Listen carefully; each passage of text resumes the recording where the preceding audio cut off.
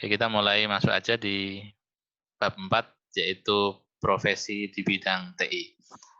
Pada kesempatan kali ini, pokok bahasan yang akan kita bahas adalah yang pertama, gambaran umum pekerjaan di bidang TI, kemudian profesi-profesi di bidang teknologi informasi, kemudian pekerjaan di bidang teknologi informasi menurut standar pemerintah, dan beberapa standar profesi teknologi informasi di dunia. Yang terakhir kita nanti akan lihat gambaran sekilas tentang SKKNI. Standar Kompetensi Kerja Nasional Indonesia. Oke, jadi pertanyaan kita pada saat kita bicara tentang profesi di bidang teknologi informasi, nah itu apa pekerjaan di bidang TI dapat dikatakan sebagai profesi? Ya, seperti kita sudah bahas di materi sebelumnya tentang bedanya pekerjaan dan profesi. Nah, kira-kira menurut Anda, apakah semua pekerjaan di bidang teknologi informasi atau bersinggungan dengan teknologi informasi bisa dikatakan sebagai profesi? Ada yang bisa jawab?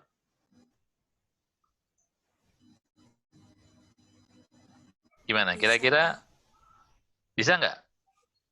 Semua pekerjaan yang bersinggungan dengan teknologi informasi dikatakan sebagai profesi. Seperti Anda ketahui bahwa profesi itu harus menguasai bidang khusus, diakui ya, oleh lembaga yang kompeten di bidang profesi tersebut dan sebagainya. Bisa nggak? Bisa, Pak. Jadi kesimpulannya Ada semua yang pekerjaan. Nah, jadi ada yang kesimpulannya, oke, jadi kesimpulannya tidak semua pekerjaan di bidang TI dikatakan sebagai profesi. Contohnya apa? Jual komputer, Pak. Jual komputer, itu contoh yang sudah sering saya sampaikan. Contoh yang lain misalnya?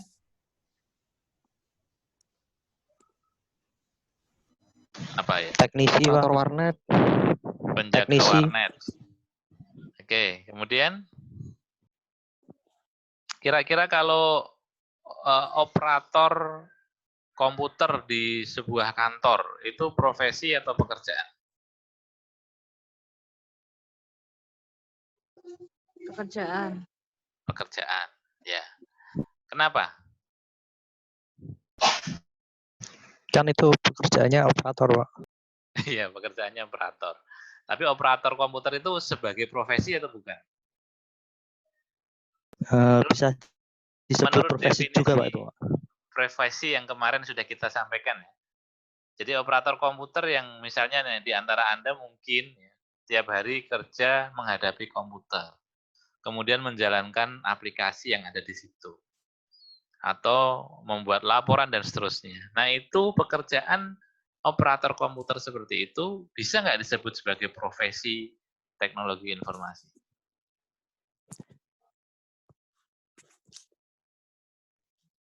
Ayo, bisa nggak? Ya, Pak. Bisa aja, Pak. Bisa. Dasarnya yang mengatakan seorang operator komputer itu adalah profesi IT. Alasannya apa? Ya, bisa aja dikatakan profesi jika misalkan kerjaan itu memerlukan kualifikasi, memerlukan berarti kan itu kan disebut profesi. Tapi kalau enggak butuh pelatihan, berarti bukan profesi itu, Pak. Pelatihan operator komputer yang misalnya di kantor, itu ada nggak sertifikasi khusus atau kemudian diakui oleh lembaga profesi gitu? Ada nggak? Tidak sih, Pak, setahu saya. Tidak. Ya, berarti kalau tidak, itu hanya training yang ada di dalam internal organisasi itu, maka itu baru bisa disebut sebagai pekerjaan di bidang IT, tidak profesi. Ya, jadi itu bukan contoh profesi meskipun bersinggungan dengan produk teknologi informasi, misalnya operator program. Ya, programnya ini kan produk teknologi informasi. Tetapi untuk menjadi operator itu cukup training paling sebulan. Dan tidak mengantongi simbol-simbol profesionalisme. Simbol-simbol profesi misalnya kayak MSCE, Microsoft Certified Engineer, dan seterusnya. Tidak harus mengantongi predikat sarjana komputer. Tidak harus mengantongi predikat misalnya CCNA. Pekerjaan yang dilakukan mereka itu rutinitas yang ya karena mereka biasa bekerja seperti itu saja. Jadi Anda harus bisa membedakan ya, mana pekerjaan yang bersinggungan dengan produk IT yang merupakan profesi dan yang bukan. Seperti yang kita sudah bahas kemarin. Berdasarkan definisi profesi dan pekerjaan. Nah, oke. Kemudian next. Pekerjaan di bidang TI, ini lagi ya, pekerjaan. Tidak semua pekerjaan itu profesi, tetapi hampir semua profesional itu bekerja. Atau hampir semua profesional itu menggunakan ilmunya untuk bekerja.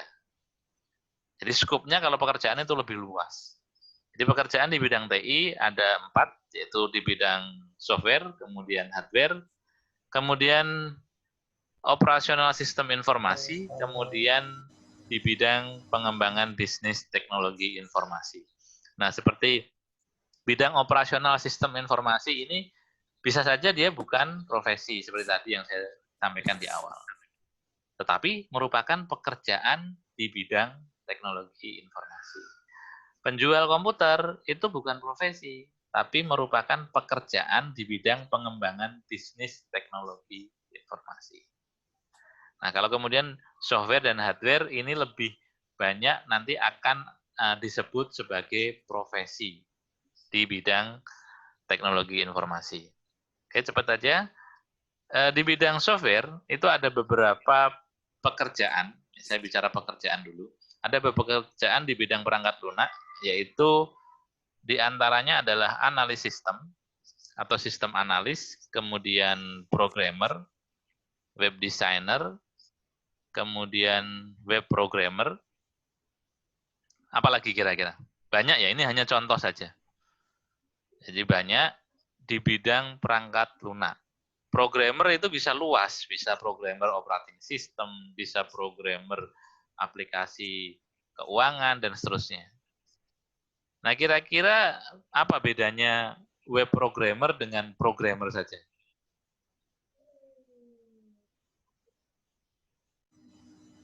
Apa bedanya? Ya sama seperti tadi. Jadi kalau programmer, web programmer itu adalah sub konten dari programmer. Jadi skupnya yang luas adalah programmer. Kemudian di dalamnya ada mungkin web programmer dan sebagainya. Web designer itu bukan web programmer. Jadi kalau Anda membuat sistem informasi berbasis web, gitu ya. Di sana idealnya itu terlibat banyak profesi. Tapi yang mungkin sering Anda temui adalah programmer full. Satu orang itu membuat rancang desain antarmukanya, kemudian membuat rancang desain sistemnya atau sebagai analisnya. Kemudian dia juga harus membuat perancangan database-nya. Kemudian dia juga harus coding programnya. Yang mungkin sering Anda jumpai dan mungkin juga Anda bayangkan yang sudah Anda praktekkan selama ini di kampus gitu ya. Itu adalah programmer yang full multi talent, semua harus bisa. Semua harus bisa. Nah, hal yang seperti itu bukan berarti nggak baik. Kalau Anda bisa semuanya, ya baik-baik saja. Tetapi seperti lazimnya, orang yang menguasai banyak hal itu biasanya tidak sampai expert di salah satu hal. Semakin Anda tahu banyak, itu biasanya Anda akan hanya tahu secara umum, tidak lebih spesifik. Nah, dalam aplikasi profesi di bidang perangkat lunak, idealnya itu kalau web programmer atau aplikasi berbasis web itu ada perancang antarmukanya sendiri. Tentu basic keilmuan yang dia miliki adalah misalnya basic keilmuan interaksi manusia dan komputer. Ya, jadi bagaimana dia menggunakan keilmuannya untuk mempermudah user dalam menggunakan perangkat komputer. Itu kan ada di ilmu interaksi manusia dan komputer. Mungkin juga dia membutuhkan keahlian di bidang desain grafis. Kemudian ada juga mungkin dia punya sedikit nilai seni atau dia punya intuisi seni menyusun layout misalnya. Nah, dia lebih tepat ke programmer atau web designer-nya. Jadi dia mendesain. Nah, ini yang fokus biasanya orang-orang komunikasi. Jadi mengkomunikasikan sebuah informasi kepada orang itu bagaimana caranya agar lebih mudah diterima. Nah, itu ilmunya lebih banyak ke ilmu komunikasi dan art ya, seni. Web designer biasanya tidak pusing memikirkan codingnya nanti bagaimana dan seterusnya. Tetapi meskipun demikian, web designer itu juga harus memiliki dasar-dasar keilmuan tentang layout web. Jangan asal juga. Pokoknya asal membuat desain yang bagus, tetapi nanti begitu dituangkan ke dalam coding, itu menjadi sulit sekali. Nah, itu juga perlu. Gitu ya. Kemudian web programmer itu yang merancang coding, yang mewujudkan desain, kemudian mewujudkan analisis, kemudian mewujudkan desain, menggabungkan menjadi sebuah aplikasi yang bisa digunakan. Itu pekerjaan dari web programmer. Dan tentu saja masih banyak pekerjaan di bidang software ya, yang lain. Kebanyakan pekerjaan ini adalah profesi. Karena harus ada simbol-simbol profesionalismenya di dalamnya. Misalnya web programmer. Yang pasti biasanya dia punya portofolio yang diakui misalnya. Itu juga simbol ya. Dia punya sertifikat programming dan seterusnya. Itu adalah simbol-simbol profesionalisme. Kemudian di bidang perangkat keras ada technical engineer atau biasa kita sebut teknisi, kemudian ada network engineer. Ya, ini yang hubungannya dengan perangkat fisiknya komputer, ini masuk di technical engineer, kemudian untuk jaringannya, hubungan antar perangkat komputer itu lebih ke networking engineer. Nah, itu nanti juga banyak cabangnya. Nanti kalau teknisi itu ya helpdesk misalnya. Kemudian repair dan seterusnya. Kebanyakan ada sertifikasinya juga, sertifikasi repair perangkat komputer itu juga ada. Tetapi yang paling banyak dibutuhkan adalah sertifikat untuk network engineer. Karena seperti yang saya sampaikan di beberapa kesempatan, ketika kita masuk ke dalam jaringan internet, itu luar biasa potensi kita untuk membuka diri terhadap orang lain. Nah, karena potensi yang membahayakan itu, maka perlu ahli-ahli spesial di bidang network engineer yang tentu saja mengantongi sertifikat-sertifikat keahlian di bidang networking. Berikutnya adalah pekerjaan di bidang operasional sistem informasi. Ini bisa saja sebagai EDP operator, kemudian sistem administrator, kemudian manajemen information system direktor. Nah, ini bisa saja satu di antaranya adalah pekerjaan, tetapi tidak memungkiri bahwa kemungkinan dia juga profesi. Ya, meskipun kebanyakan di sana adalah pekerjaan, yang artinya bisa dikerjakan hanya butuh training pemahaman sistem operasi yang sedang dikerjakan. Dan juga misalnya manajemen information system director itu juga dia tidak ada sertifikat khusus jadi direktur MIS. Yang ada itu ya sertifikat information system untuk technical. Karena direktur biasanya lebih ke arah manajemen personalianya, manajemen perorangannya. Bagaimana mewujudkan sebuah proyek sampai goal, sampai finish. Dia memiliki pemahaman atau kemampuan untuk mengelola sumber daya orang yang ada di dalam. Itu biasanya lebih ke arah pekerjaan. Dan kemudian yang profesi berikutnya adalah pengembangan bisnis teknologi informasi. Tentu saja contohnya penjualan produk TI dan lain sebagainya. Pembuatan misalnya perangkat robot dan seterusnya. Itu tidak harus memiliki profesi khusus. Itu berorientasi pada produk, bukan pada proses. Selama produknya diterima, oke, biasanya orang percaya. Tidak harus, oh ini buatannya siapa, lulusan mana, enggak. Selama produknya mencapai hasil yang diinginkan, maka orang biasanya tidak memperhatikan dia profesional atau tidak. Ya, seperti yang mungkin Anda pernah dengar kemarin kan, ada beberapa waktu yang lalu ada orang pintar membuat drone, padahal tidak sekolah. Ada orang anak SD bisa membobol situs bank tertentu, padahal dia lulusan SMP. Nah tentu ini lebih ke arah pengakuannya lebih ke arah produk yang dihasilkan, bukan pada lambang-lambang profesionalismenya.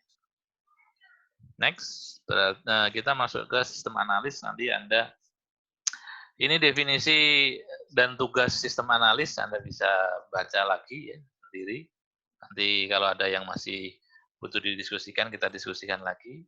Ini definisi nanti bisa Anda baca lebih lanjut.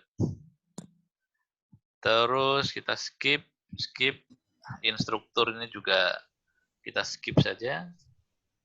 Kemudian IT support saya skip, software engineer ini hanya definisi dan kewajiban seterusnya ya.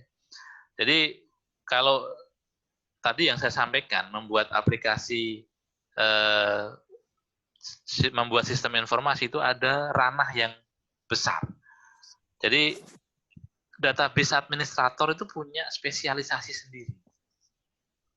Anda butuh profesional di sana, orang yang profesional di bidang database. Nah, biasanya memang hanya khusus administrator saja. Mungkin dia tidak merancang seperti ARD, seperti query dan seterusnya. Dia khusus untuk mengadministratori sebuah database system. Nah, dia fokus di sana. Bagaimana membuat replikasi server misalnya. Bagaimana mengoptimalkan kinerja server dan seterusnya. Bagaimana memberikan kewenangan terhadap user-user. Nah, itu masuk ke ranah database administrator. Tapi kalau profesional di dalam bidang database administrator, mungkin dia tidak begitu profesional di bidang desain database. Karena ilmunya memang beda. Nah, program yang bagus, misalnya kayak SAP gitu ya, kalau Anda pernah dengar, di sana misalnya ngomong bagian back-end ya, back-end server itu database dan perangkatnya, banyak profesional yang terlibat. Ya, banyak profesional yang terlibat dalam membangun sebuah back-end servernya. Tidak hanya satu profesi saja. Contohnya misalnya database administrator. Kemudian web administrator ini juga tidak membuat web. Dia mengadministrasi sebuah perangkat server web. Ya, karena kualifikasinya kalau kita lihat ya, menguasai jaringan, menguasai OS Linux ini ya lebih prefer, karena kalau kita lihat di teknologi web itu banyak menggunakan Linux base ya. Dia harus merawat hosting, kemudian keamanan server dan seterusnya. Ini tugasnya web administrator. Menguasai keahlian seorang programmer ini sebenarnya adalah nilai lebih ya, nilai plus, karena bagaimanapun program itu berjalan di dalam web gitu kan. Artinya dia mau jadi admin ya harus mengerti alur sistemnya kayak apa, dia bisa memahami apa yang ada di dalam program itu.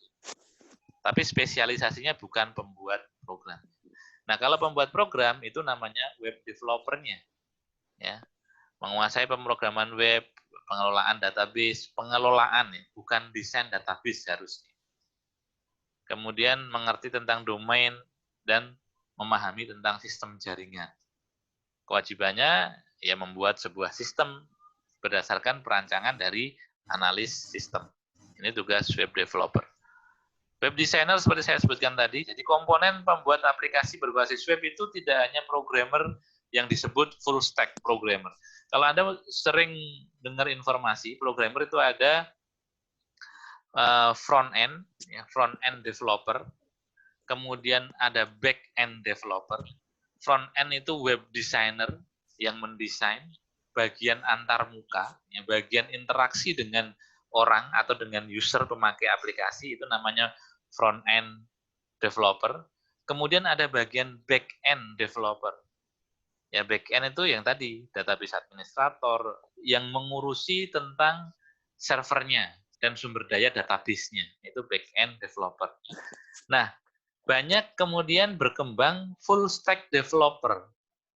Full stack developer itu ya mengerti tentang front end, ya memahami tentang back end, ya dia programmernya juga, maka dia memiliki keahlian yang komplit. Nah, kalau bisa menguasai itu, ya bagus-bagus saja.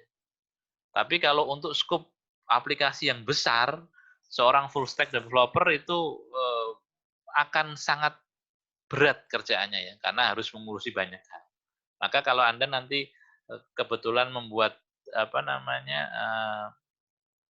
perusahaan software, orang-orang tempatkan sesuai dengan bidang keilmuannya khusus. Dia memiliki keahlian desain, taruh di front end. Harus mengerti juga tentang bahasa pemrograman web. Dia ahli di bidang keamanan, taruh di back end, dan seterusnya. Jadi ada front end, ada back end, ada full stack. Ya, biasanya begitu. Nah, rata-rata kalau Anda jumpai itu rata-rata di Indonesia itu full stack yang menguasai dari awal sampai akhir, tapi tidak terlalu dalam. Nah, makanya kita butuh profesional di bidang masing-masing. Kemudian network engineer, ya Anda nanti bisa pelajari sendiri. Contohnya ini, apakah pekerjaan bidang IT disebut profesi? Misalnya, staff operator komputer dan software engineer. Nah, ini yang staff operator tentu saja dia pekerjaan, yang software engineer adalah profesi. Kemudian karakteristiknya apa sih? Suatu pekerjaan disebut sebagai profesi. Yang pertama, tentu saja berhubungan dengan kompetensi. Yang kedua, tentang tanggung jawab. Nah, itu baru disebut dengan profesional di bidang teknologi informasi. Kompetensi artinya keahlian. Seberapa ahli dia di bidang itu. Kalau programmer web tadi, seberapa ahli dia di sana. Apakah dia mau belajar terus, kemudian dia apakah mengikuti perkembangan zaman? Kalau iya, berarti dari sudut pandang kompetensi, dia disebut sebagai profesional teknologi informasi. Kemudian ada barometer yang lain atau tolok ukur yang lain, yaitu tentang tanggung jawab. Yang disebut profesional di bidang teknologi informasi, nah, bedanya profesional dan tidak, itu di bidang bagaimana memikul tanggung jawabnya. Kalau mungkin Anda sering kan, wah gak profesional, adminnya gak profesional. Nah, mosok antrian kayak gini gak profesional. Nah, itu artinya Anda mungkin menyoroti di bidang kompetensi dan tanggung jawabnya. Tidak bertanggung jawab bisa disebut tidak profesional. Ya. Tidak kompeten di bidang itu juga bisa disebut sebagai tidak profesional. Maka untuk dikatakan sebagai seorang profesional di bidang TI, tentu harus memiliki dua kriteria. Kompetensinya dapat, tanggung jawabnya dapat. Maka itu baru disebut profesional. Kalau dalam hal ini adalah profesional di bidang teknologi informasi. Jadi tahu bedanya ya. Letaknya di kompetensi dan tanggung jawab. Kalau dia pinter tapi kerjaan molor, nggak tanggung jawab, Anda bisa sebut dia tidak profesional. Nah kan gitu. Mungkin dia tanggung jawab tapi kerjaannya jelek, Anda juga akan menyebut dia tidak profesional. Nah, alasannya apa? Seperti tadi yang sudah saya sampaikan. Nah, kemudian ada standarisasi profesi teknologi informasi. Nah, ini ada yang berlaku nasional, ada yang berlaku internasional. Maka tadi ya, untuk disebut profesional itu ada standarisasi yang harus dimiliki. Nah, standarisasi yang berlaku di Indonesia ini terlambat. Kalau Anda nanti mau jadi PNS itu ada standar pemerintah itu yang disebut dengan jabatan pranata komputer. Nah, itu adalah profesional IT dalam struktur kepemerintahan. Nah, ini adalah jenjang karirnya, Anda bisa lihat di sini. Ini semuanya adalah profesional teknologi informasi yang bekerja di pemerintahan. Nah, ini nanti Anda baca sendiri. Kemudian ada SRIG Search. Ini juga standar kompetensi profesi. Ya, nanti Anda. Nah, profesi TI menurut ini ya, tadi standar itu ada banyak programmer, sistem analis, project manager, instruktur, spesialis dan lain-lain. Spesialis ini juga akan split menjadi banyak spesialis yang lebih expert di bidang khusus gitu ya. Jadi kalau Anda melihat ini berarti spesialis di bidang security ya, orangnya memang berkutat di security. Mungkin Anda tanyain tentang PHP ya nggak ngerti. Karena memang dia expert di bidang security aja. Nah, itu contoh spesialis. Nah, setiap profesi tadi selain spesialis ya yang 1 sampai 4, ini yang 1 sampai 4 itu dibagi lagi menjadi supervise, moderate, supervise, independent atau managing. Nanti Anda baca sendiri. Nggak susah, itu cuma definisi-definisi aja. Yang nanti susah itu kalau Anda mulai mengambil sertifikasi, mau ngambil yang mana? Nah, itu nanti kita bahas di bab yang akan datang. Oke, ini saya skip. Oke, terus nanti Anda pelajari. Nah, ini SKKNI ini yang saat ini untuk profesional di Indonesia, ini adalah standarnya. Jadi standar kompetensi kerja nasional Indonesia. Ini untuk ranah Indonesia. Ini memang sudah ada peraturannya ya, Anda bisa baca kalau Anda mau jadi database administrator, tugasnya apa, dan seterusnya. Jadi nanti ada di SKKNI-nya. Ada kayak semacam peraturan, saya semacam undang-undang gitu ya. Jadi Anda baca, Anda bisa download di internet ranah SKKNI. Oke. Ya ini contohnya ya, nanti Anda bisa cari. Saya punya filenya, nanti bisa saya share di Google Class. Ini waktunya habis ya. Waktunya habis, tinggal 10 menit untuk versi free. Saya cepat aja. Nah, ini contoh yang merah-merah ini sudah tidak berlaku standarnya. Anda mulai silakan Anda nanti mulai mengeksplor tentang bidang TIK ini. Kemudian nanti akan ada gambaran Anda mau lari kemana dan prasyaratnya apa. Anda mau mengambil profesi di bidang apa dan apa yang harus Anda siapkan untuk bisa sampai ke tahap itu, misalnya ini. Nah, ini contoh salah satu. SKKNI nomor sekian, 2017-044, Software Development, Subbidang Software Requirement Analysis dan Design. Nah, ini kompetensinya ini. Ya. Tujuan utamanya dari profesi ini adalah menghasilkan spesifikasi dan rancangan perangkat lunak sesuai dengan kebutuhan pengguna. Ya, dia hanya menghasilkan spesifikasi dan perancangan saja. Jadi tidak membuat program. Ini namanya software development.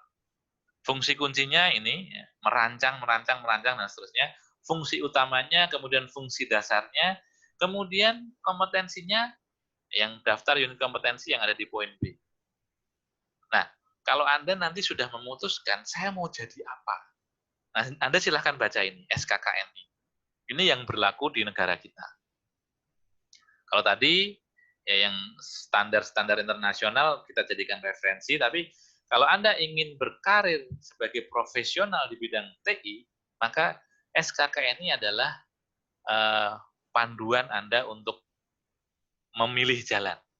Kemudian menentukan perangkat apa saja yang harus Anda siapkan. Ini contohnya ini. Computer Technical Support. Ini tadi kan service repair. Itu pun ada standar profesi yang harus dipenuhi. Nah, ini adalah daftarnya. Saya punya kopian digitalnya, nanti bisa saya share ke grup kalau Anda menginginkan.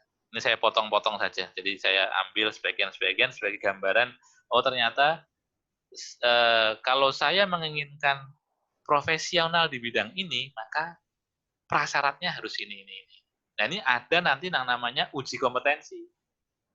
Anda mau masuk mana? Nah, itu ada uji kompetensi, kemudian ada sertifikat yang diberikan kepada Anda setelah lulus mengikuti SKKNI.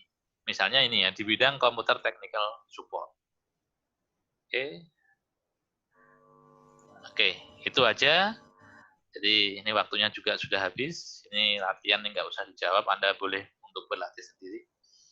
Jadi itu yang bisa kita bahas untuk malam ini tentang profesi di bidang teknologi informasi. Tentu ini masih sangat sedikit ya, gambaran saja. Untuk yang lain lebih luas dan lebih banyak lagi.